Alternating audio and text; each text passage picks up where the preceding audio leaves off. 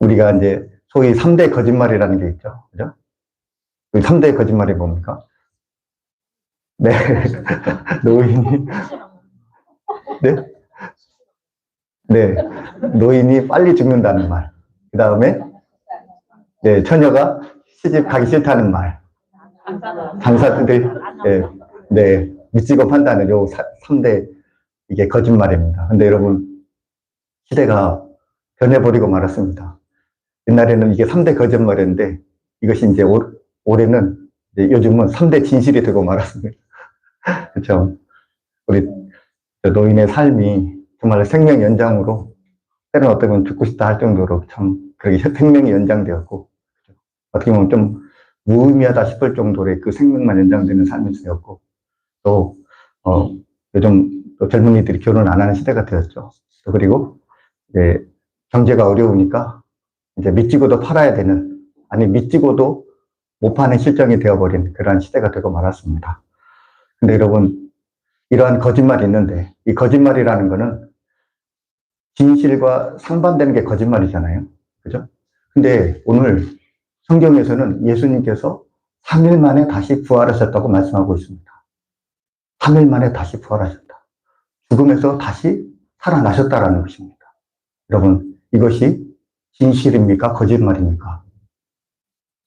여러분, 이게 진실입니까? 거짓말입니까? 여러분, 거짓말입니다. 왜냐하면 의학적으로 이거는 살아날 수가 없습니다. 예수님은 이미 죽었습니다. 의식이 잠깐 사라진 게 아니라 예수님은 완전히 죽어버렸습니다. 그리고 여러분, 우리가 경험상 여러분 다시 살아난 사람 봤습니까? 아니요. 다시 살아난 사람 없습니다. 그러니까 예수님이 다시 살아났다라는 것은 순전히 거짓말입니다. 그렇죠? 근데 여러분, 정말 거짓말 같은 이 사실, 이것이 진실이라고 성경은 말씀하고 있습니다. 그리고 이 거짓말 같은 진실, 이것을 증거하는 그 증인들이 있습니다. 여러분, 사람이 살아났다고 생각해 보십시오. 여러분, 만약 돌아가신 여러분의 아버님이 여러분 눈앞에 다시 살아났다고 생각해 보십시오. 여러분이 그걸 믿을 수 있겠습니까? 네, 여러분, 믿지 못합니다. 그러니까, 도마가 예수님이 살아났다는 것을 제자들한테 듣습니다. 근데, 도마가 뭐라고 얘기합니까? 아, 난 그거 진짜 못 믿겠다. 내가 직접 경험하지 못 믿겠다. 이렇게 이야기하지 않습니까? 마태복음 28장 16절 17절에 이렇게 말씀합니다. 11 제자가 갈릴리에 가서 예수께서 지시하신 산에 이르러 예수를 배웠고 경배하나 아직도 의심하는 사람들이 있더라. 예수님의 11 제자들, 부활하신 예수님을 경험했습니다. 그런데 성경은 뭐라고 말했냐면 아직도 의심하는 사람들이 있더라. 경험을 했거든요. 직접 만났거든요. 대화를 나눴거든요. 그런데도 이 부활이라는 것이 너무나 이 신비스러운 일이기 때문에 내가 만난 주님이 정말 살아계신가? 그런 의심이 들 정도로 이 부활이 너무나 생생했다고 성경은 말씀하고 있습니다. 여러분, 만약에 여러분이 길을 가다가 복권 하나를 샀습니다.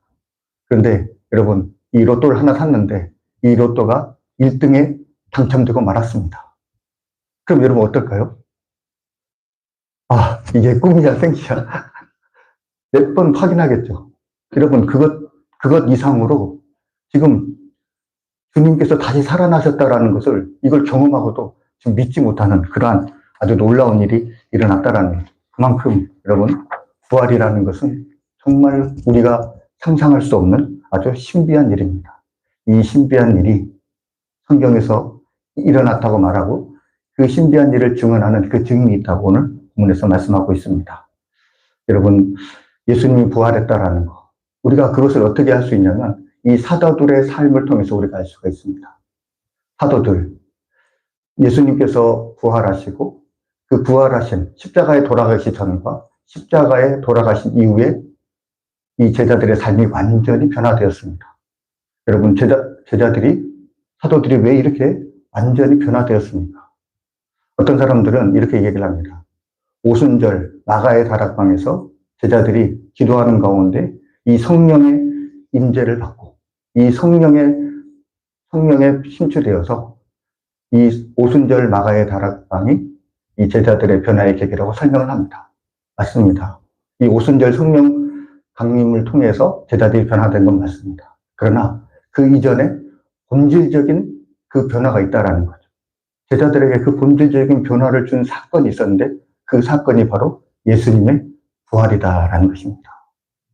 제자들이 예수님의 부활을 보고 완전히 변화되고 말았습니다.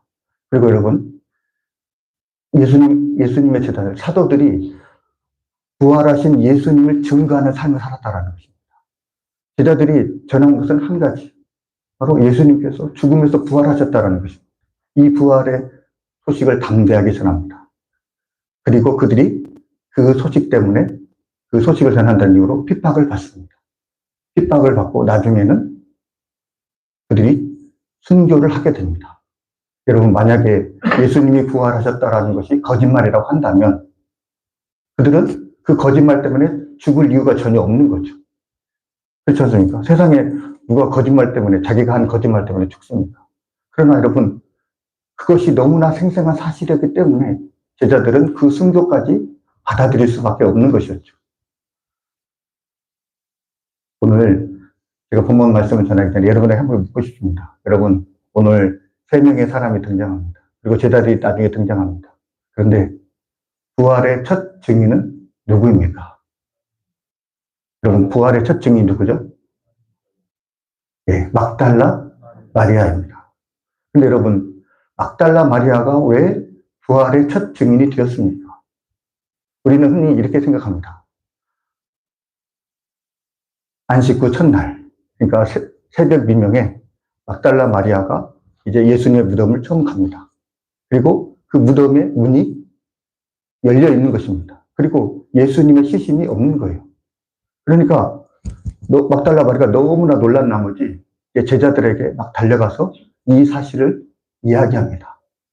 그러니까 우리가 막달라 마리아가 부활의 첫 증인이다라고 우리가 생각하는 것이 흔히 예수님의 그 첫 이 사건, 무덤이 빈 이 사건, 그것을 보고 제자들에게 알린 사건, 우리가 이것을 일반적으로 부활의 증인이다라고 이야기를 합니다.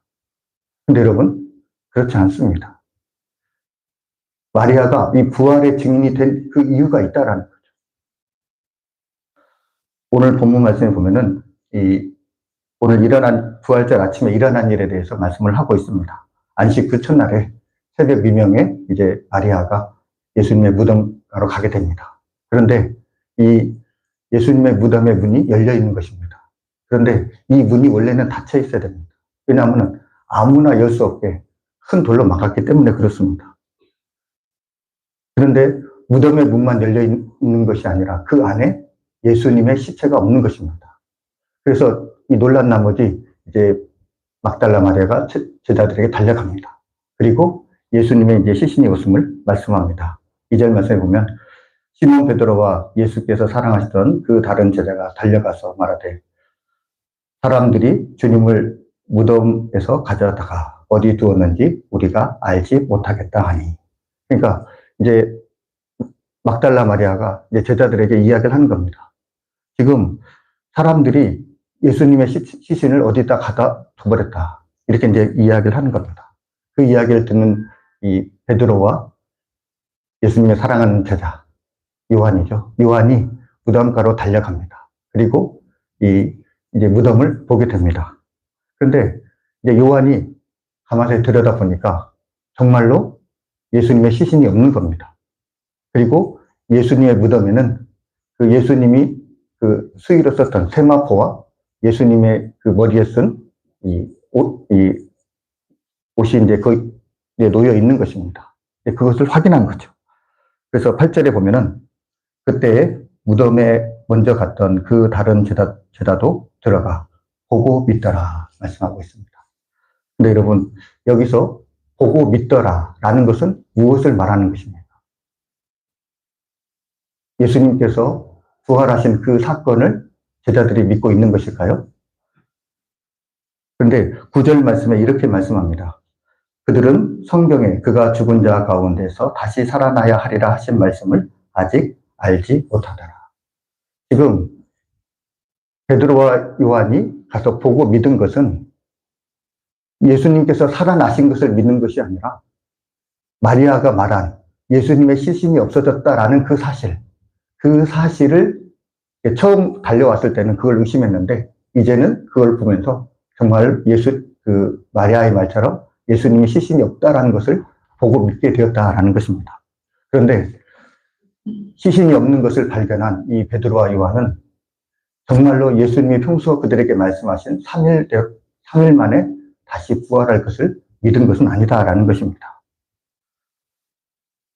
그들은 예수님이 부활했다라는 것을 믿지 못했습니다. 그리고 그냥 허무한 마음을 가지고 그냥 당황한 채 집으로 돌아가고 말았습니다. 그런데 다른 두 제자가 이제 집으로 돌아가는 사이에 막달라 마리아는 돌아갈 수가 없었습니다. 왜냐하면 막달라 마리아는 예수님의 시신을 꼭 찾고 싶었습니다. 그 마음이 얼마나 간절했던지 그가 울기 시작을 했습니다. 그러면서 이 막달라 마리아가 이 무덤을 자세히 들여다봅니다. 그때 무덤에는 두 천사가 있었습니다. 그리고 두 천사가 마리아에게 묻습니다. 어찌하여 울고 있느냐? 라고 이렇게 묻습니다. 그래서 마리아는 주님의 시신을 누가 옮겨갔다고 이렇게 이야기를 하면서 14절에 이렇게 이야기를 합니다. 14절 말씀에 이 말을 하고 뒤로 돌이켜 예수께서 서 계신 것을 보았으나 예수인 줄 알지 못하더라. 이제 예수님께서 이제 뒤에 서 계셨거든요. 근데 마리아는 예수님이 살아 계신 그러니까 예수님인 줄 알지 못했다라는 거죠.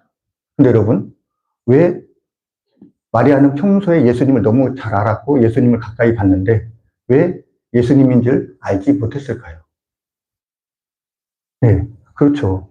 예수님께서 다시 살아나셨다는 이 사실을 마리아는 믿지 않았다라는 것입니다. 그렇기 때문에 죽은 예수님이 다시 살아 있을 거라고는 꿈에도 생각하지 못했다라는 것이죠. 그런 마리아에게 이제 예수님께서 서서히 이제 진실에 다가가게 이야기를 하십니다.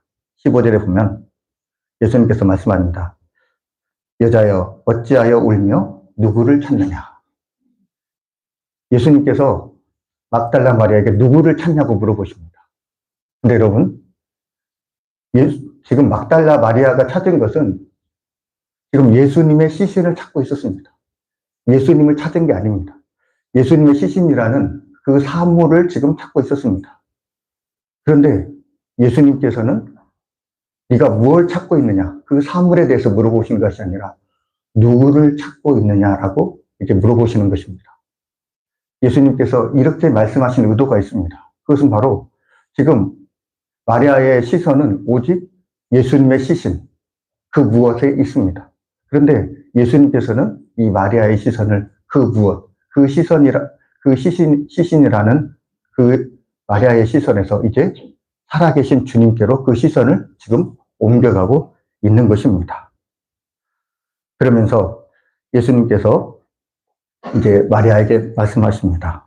16절에 예수께서 마리아야 하시거늘 이제 예수님께서 마리아를 부르십니다. 마리아야 이렇게 부릅니다.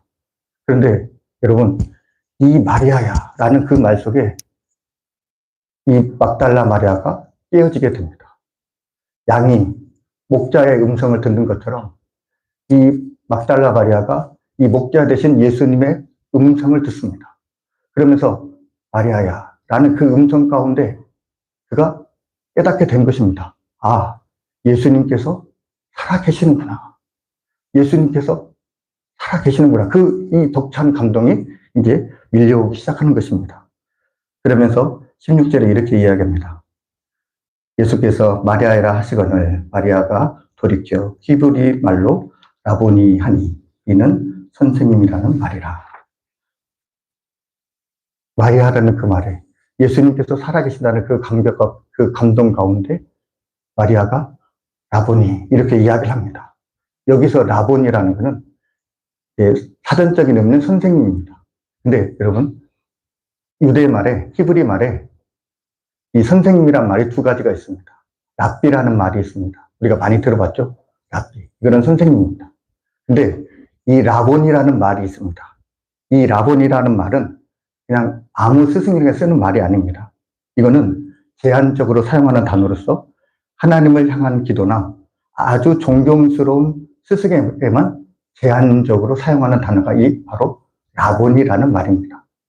그러니까 지금 마리아야라고 이렇게 부르는 그 음성 가운데 지금 마리아가 라보니 이렇게 이야기하는 것은 나의 주님, 나의 선생님 이렇게 지금 예수님이 살아계시다라는 그 주님에 대한 신앙 고백인 것입니다. 지금 그것을 지금 막달라 마리아는 이야기를 하고 있는 거죠.